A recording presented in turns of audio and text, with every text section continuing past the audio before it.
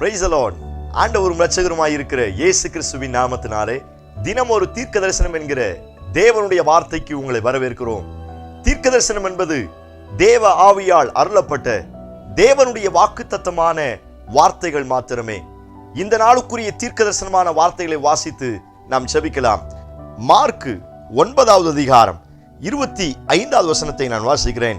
அப்பொழுது ஜனங்கள் கூட்டமாய் ஓடி வருகிறதை இயேசு கண்டு அந்த அசுத்த ஆவியை நோக்கி, ஊமையும் செவிடுமான ஆவியே, இவனை விட்டு புறப்பட்டு போ, இனி இவனுக்குள் போகாதே என்று நான் உனக்கு கட்டளையிடுகிறேன் என்று அதட்டினார்.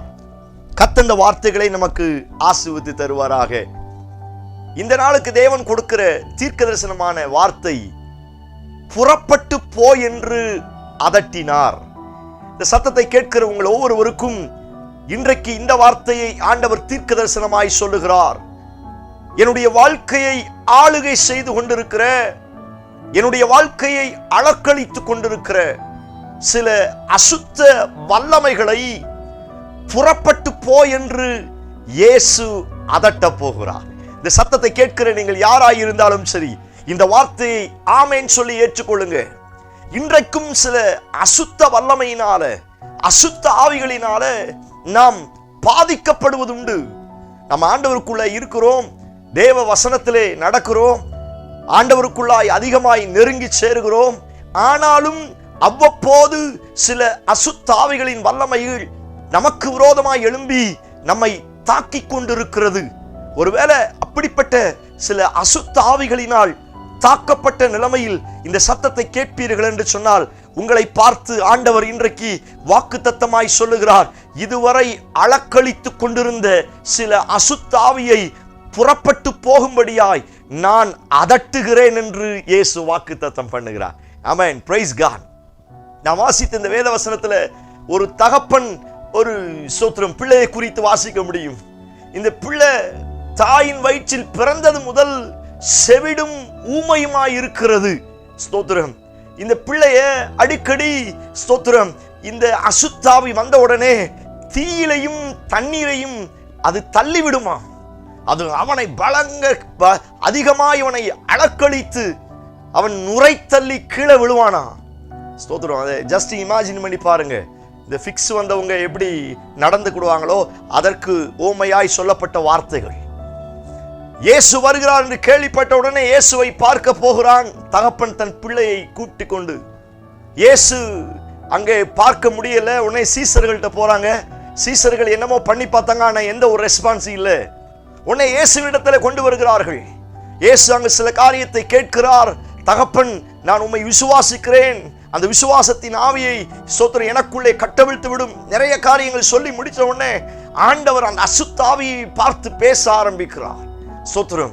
அந்த அசுத்த ஆவி இயேசுவை பார்த்த உடனே அலக்களிக்க ஆரம்பிக்கிறது. ஆண்டவர் கட்டளையிடுகிறார். ஸ்தோத்திரம். புறப்பட்டு போ என்று அதட்டினாராம். Price God, hallelujah. ஸ்தோத்திரம். இந்த வார்த்தையை அப்படியே ஆமென் சொல்லி ஏற்றுக்கொள்ளுங்க.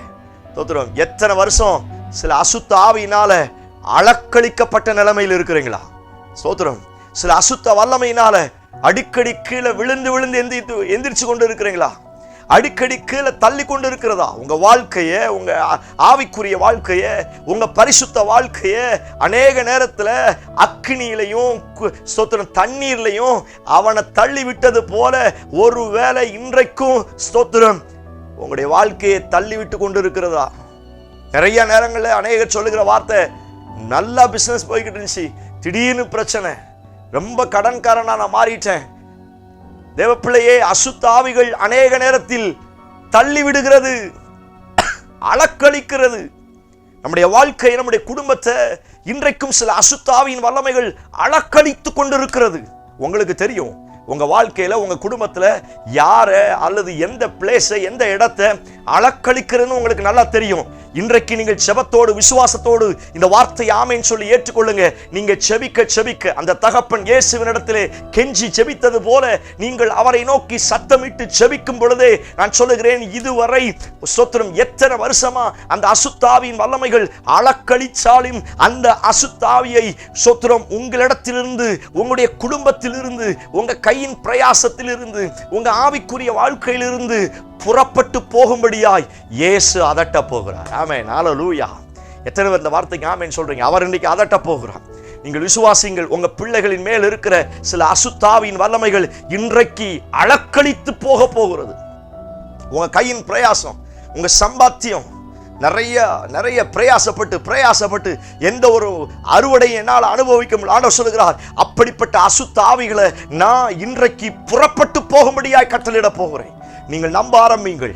தோத்திரம். இதுவரை அளக்களித்த சில அசுத்த ஆவிகள், தோத்திரம், ஆண்டவர் அதட்டின மாத்திரத்துல சோத்திரம் அவன் செத்தவனை போல கீழே விழுந்தானா. அவன் ஆல்ரெடி வியாதியா இருக்கிறான். ஸ்தோத்திரம். அவனுக்கு ஃபிக்ஸ் வியாதி இருக்குது, பிளஸ் அவனுக்கு காது கேட்காது, வாய் பேச முடியாது. ஆனால் அந்த அசுத்தாவி போன மாத்திரத்துல எல்லாவற்றுக்கும் விடுதலை. ஒன்றுக்கு நன்றாய் புரியுது, சில வியாதிகளே அசுத்தாவின் மூலமாய்த்தான் வருகிறது.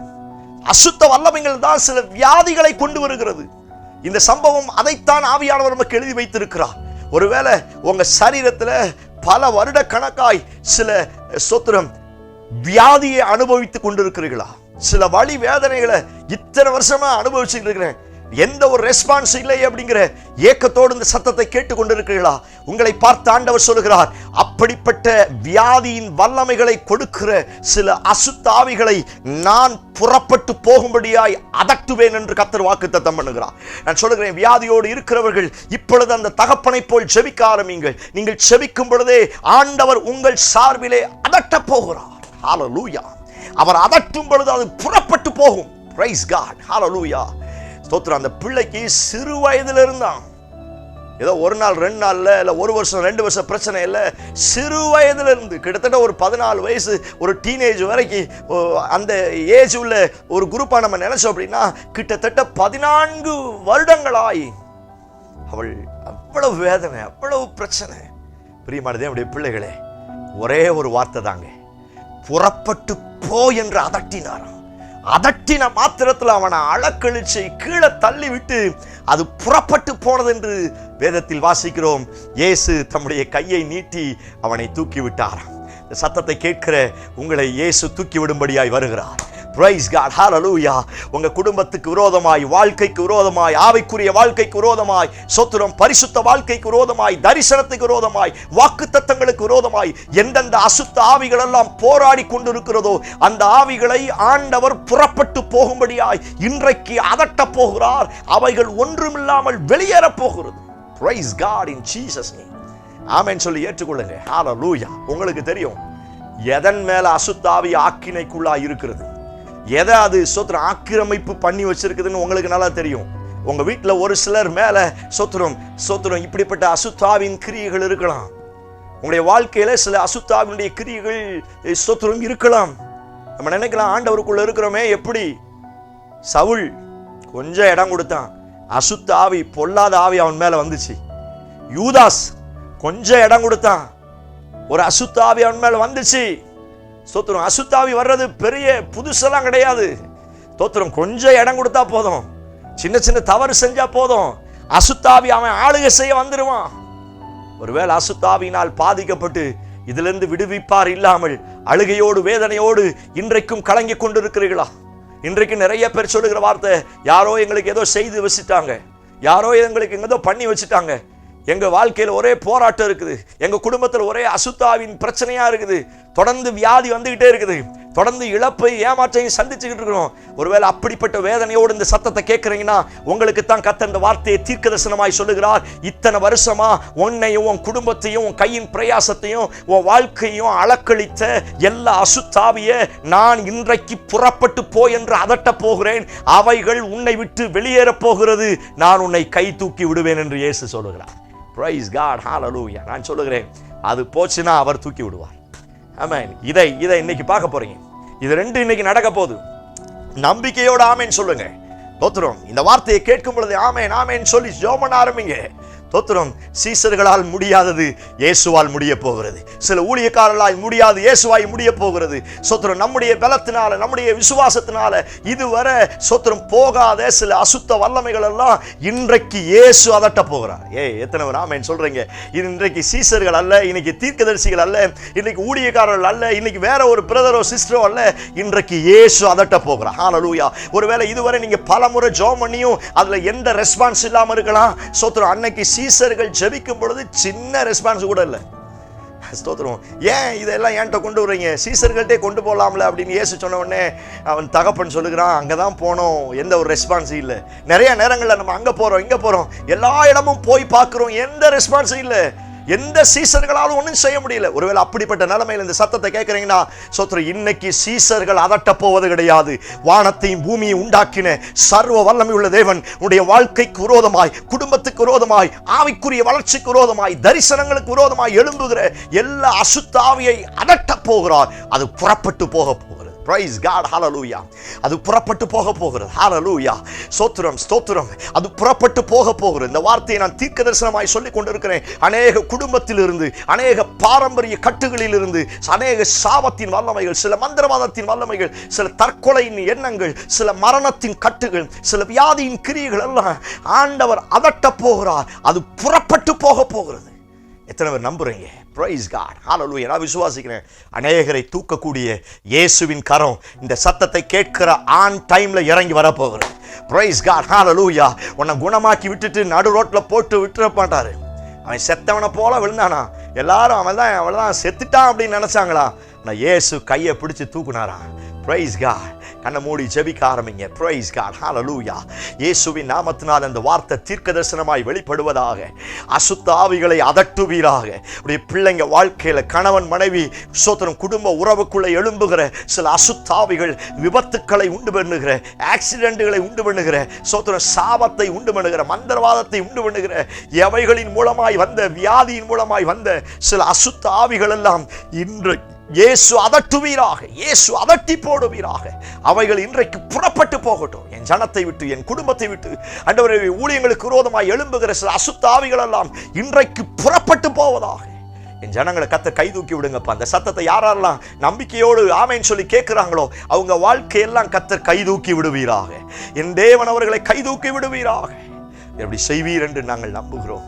இந்த வார்த்தையின் பிரகாரம் இன்றைக்கு ஸ்தோத்திரம் கர்த்தர் அற்புதத்தை செய்தபடியினால் ஸ்தோத்திரம், பல வருஷ பிரச்சனை மாறினபடியினால் ஸ்தோத்திரம். இயேசு கிறிஸ்து மூலம் ஜெபிக்கிறோம். ஜெபம் கேளும் நல்ல பிதாவே.